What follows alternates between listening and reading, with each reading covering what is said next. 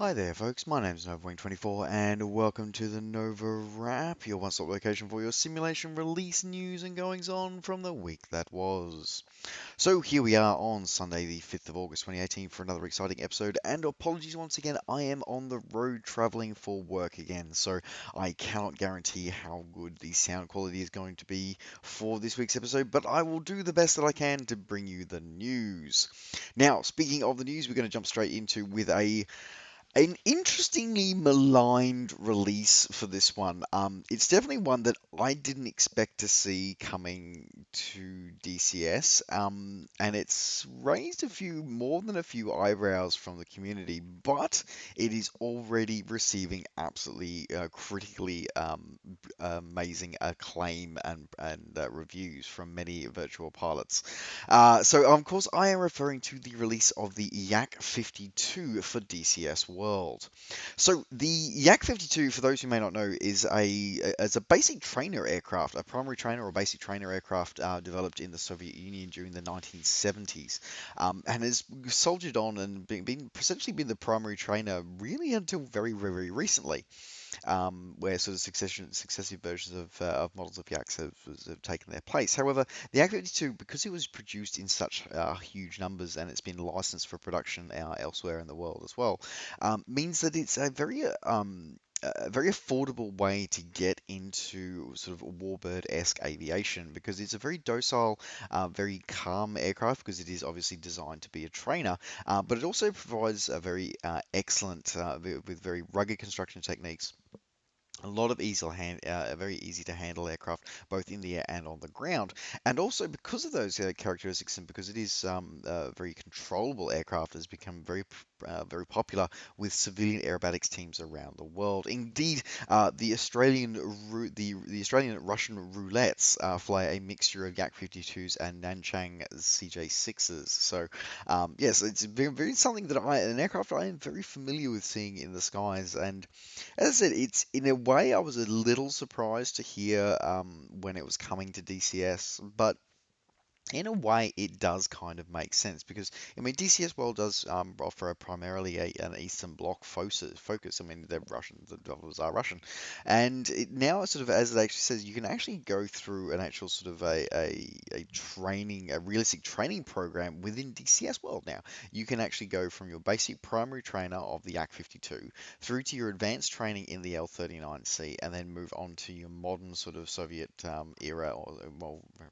we can't call them Soviets anymore, can we? We're modern Russian fighters like the MiG-29, the Su-27. So they make a good point. It's very interesting, and it is sort of in a way high time that we saw a basic trainer come into into the world of DCS. So I think it's a great opportunity for that one. So for all those people who sort of maligning it, I think that once you get into it, it may not be for you, and this is something and this is actually raises a good point, and I'm going to sort of shoot off on a tangent here. I should probably save it for a Three Grumpy Simmers episode. I'm going to shoot off on it anyway. Is the fact that at the end of the day, simming is what we as the individual simmer want it to be. It's not what the community, what other people dictate. If you want to fly a Yak 52 in DCS World, then go and fly a Yak 52 in DCS World. If you don't want to, then don't bitch, whinge, and complain about people who do want to fly it. That's all I'm going to say. Actually, well, there's a whole heap more that I want to say, but I won't. I'll leave it for that. I'll leave it for now. But so yeah, I think, and from my fellow YouTuber Belgiode has been flying it. He is absolutely in love with it, and even the founder of Helisimmer is enjoying it as well. I've been led to believe there's a rumor kicking around that he's enjoying a fixed wing for the first time in many years. So we shall have to catch up with him and see if that is true. But getting more into the details here, so the DCS Yak 52 provides a professional flight model that duplicates the flight characteristics of the actual Yak 52. Detailed and realistic simulation of post-stall behavior that allows the edge of and out-of-envelope maneuvers. Complete systems modeling that includes engine, fuel, electrical, and pneumatic systems. Because, by the way, it is designed to use pneumatics rather than anything else. Because it's designed to be, flown in, really, really horrible weather conditions, and be maintained to be as simple and easy to maintain as possible. Realistic mouse interactive cockpit with all controls, with all controls being able to be interacted with. Accurate external and internal cockpit sounds were recorded from an actual Yak 52. Included are interactive training missions, obviously learning to start the startup process, taxi takeoff, landing at the Yak 52, just like in real life. Multiple deliveries, cooperative multiplayer, allowing someone to actually fly in the rear seat, as well as full VR support out of the box. So all of this can be yours for $40 available now from the Digital Combat DCS World store. Just a side note, and again, this is going to be my usual whinge complaint that this is not a dual release with Steam Edition. This is exclusive to the non-Steam Edition and does require DCS World 2.5.2 or higher. So if this aircraft sounds like something you want to grab, please head over to the DCS World website and pick out your copy up now for $40 or your original equivalent, available now. Sticking with flight simulation, but moving into, speaking of Steam Edition though, moving into the Steam Edition world with FSX Steam Edition, the guys over at Just Flight and Airplane Heaven have brought their Stinson L5 Sentinel onto the Steam Edition platform. So this aircraft has been around from these guys for, I think it's 5 years, I think now. It's been a while. And the L5 is basically one of the few aircraft that were actually designed during the Second World War as a liaison aircraft from the ground up. It was designed purely for this role. Instead of being an existing type that was actually converted for the role, like the Piper Cup. So having a large amount of perspex, a huge amount of visibility, as well as its stall characteristics, very simple and easy maintain aircraft as well. Very lightweight, but if we be able to operate from areas that nobody even thought possible for an aircraft. So this model is a highly detailed rendition of this aircraft using actual plans and factory engineering drawings for a relative amount of detail, including rivets and fabric effects.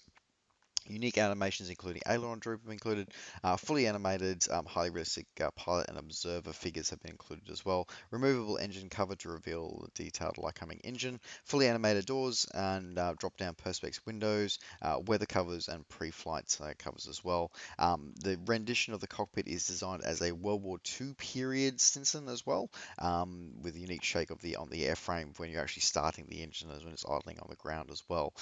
So a lot of cool things, features in there as well, looking absolutely amazing. The authentic flight dynamics is quite included as well. Now, as I said, this has been around for a while.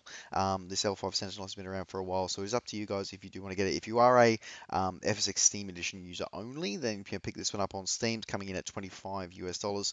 Otherwise, if you are a multi-platform simmer or thinking that you might want to jump to the prepared space in the future, you can pick this one up over the Just Flight website for a similar price, and it is fully compatible with the FSX and Prepared range available now.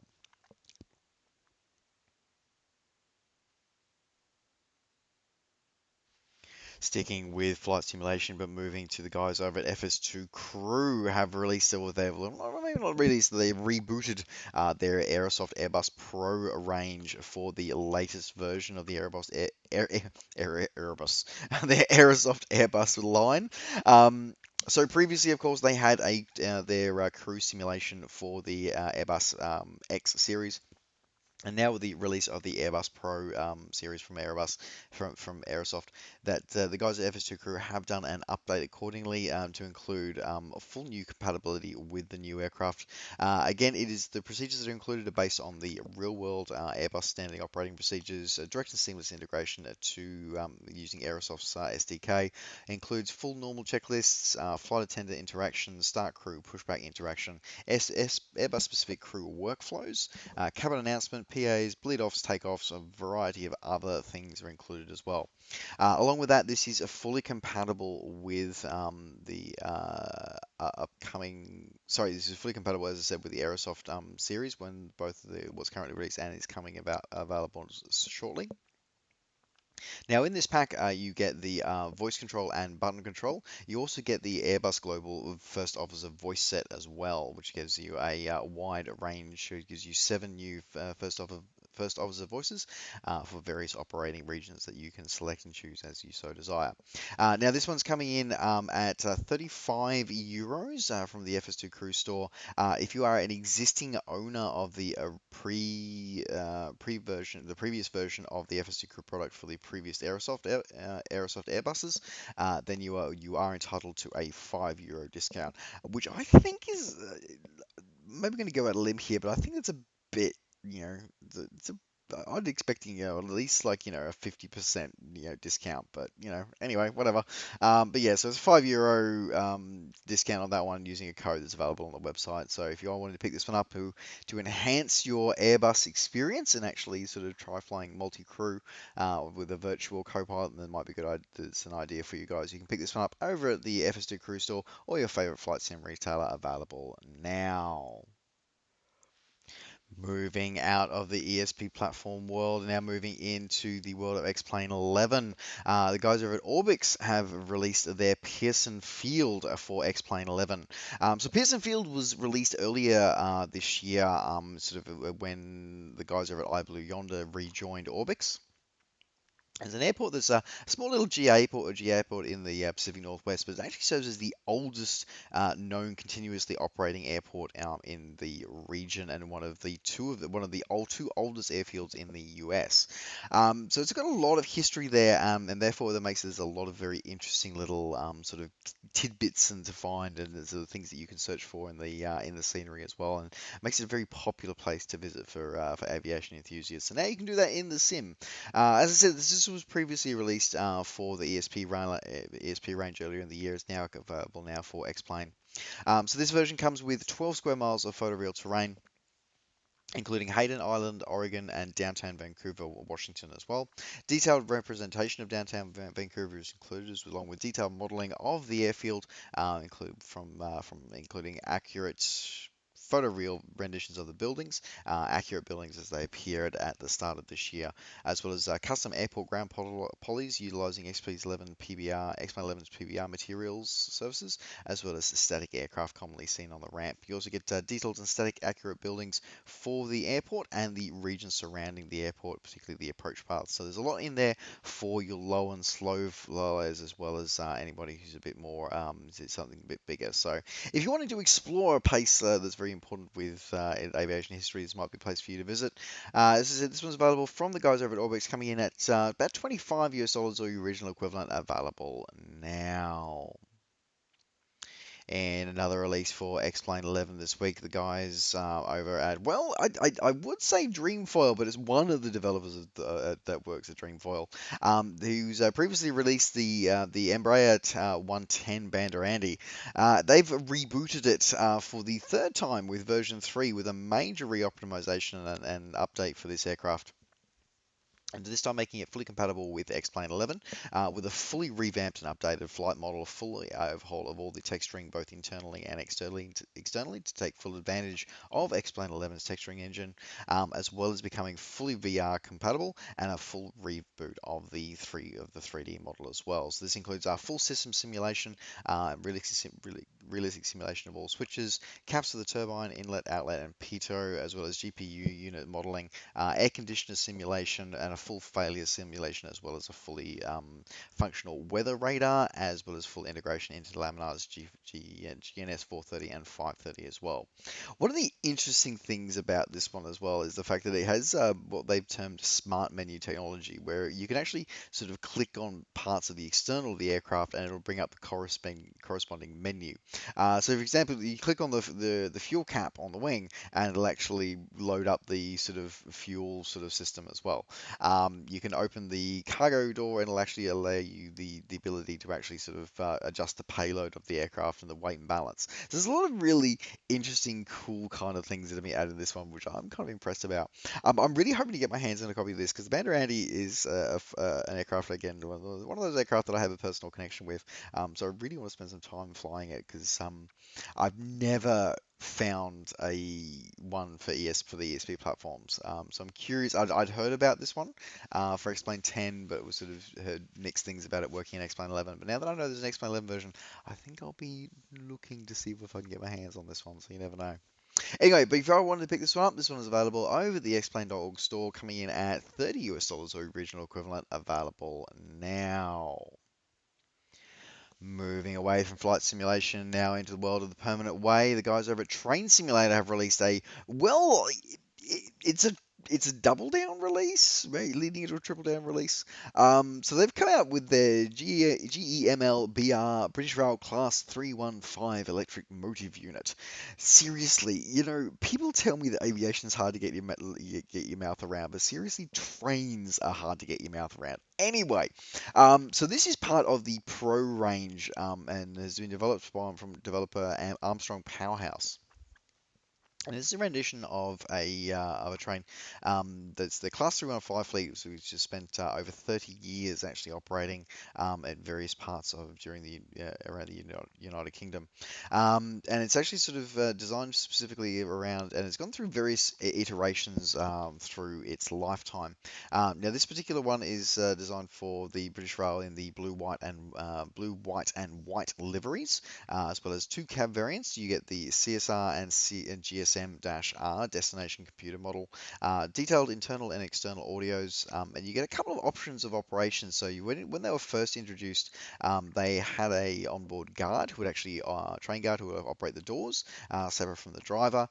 However, they've also, as it's sort of gone on and various, I'm guessing probably cuts in operating budgets, they've now moved over to a driver-only operation, and that is now simulated in this as well. So you actually have control over the doors as well. So you can either leave the guard to do it, or you can actually take control of it for you, up to you, the system up to you. You also have a destination display designed here, which is a basic destination blind scroll through. But if you get the piece of DLC, which we'll talk about in a moment, that does change a little bit. So I've got mixed feelings about this. Now, along with the actual Pro Series train with its full realization and highly detailed internal and externals, wheel slip protection operations, full cold and dark starting operations, as well as detailed modeling of all systems.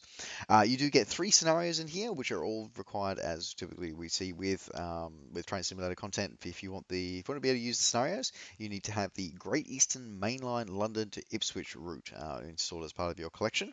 But if you have that, you'll have access to three scenarios. In the meantime, if you don't, though, you still have full access to Steam Workshop scenarios, and it is still fully QuickDrive compatible as well. Now, as I did allude to, there is a piece of day one DLC, as it were, for this train, which is a livery pack. So it's not hugely expensive. Just simply adds in the TfL rail livery to this train.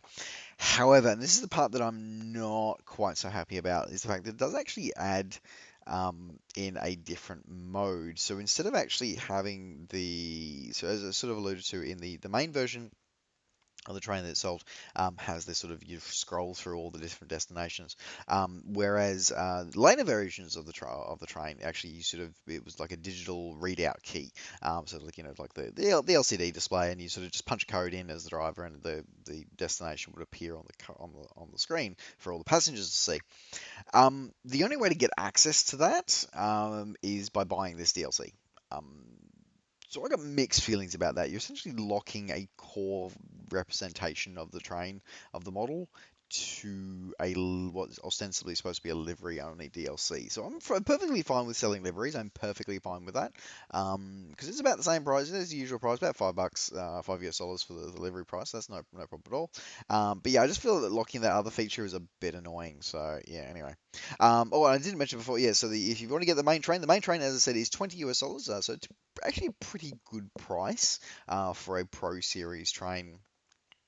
For one of the train simulation Pro Series trains, it's a pretty good price for that one. And yeah, as I said, $5 for the livery add-on does also unlock that other feature as well. So perfectly fine with selling the liveries. Standard business practice, it's enough for a while, but the having to buy that thing to unlock part of the functionality of the main train is a little disturbing. But anyway. Side note, there you go. This is my personal opinion. Either way, if you want to pick this up, these are both available now on Steam. And that does now round out the NovaWrap for this week. Thank you very much for joining me. Don't forget, as always, to like the video and subscribe to the channel if you're enjoying these videos and want to see more. And of course, as always, you can catch up with me and all the things I'm up to between videos by finding me on Facebook and on Twitter. Just search NovaWing24. Alright, folks, thanks very much for watching. Take care, safe skies to all, and we'll see you next time. Bye for now.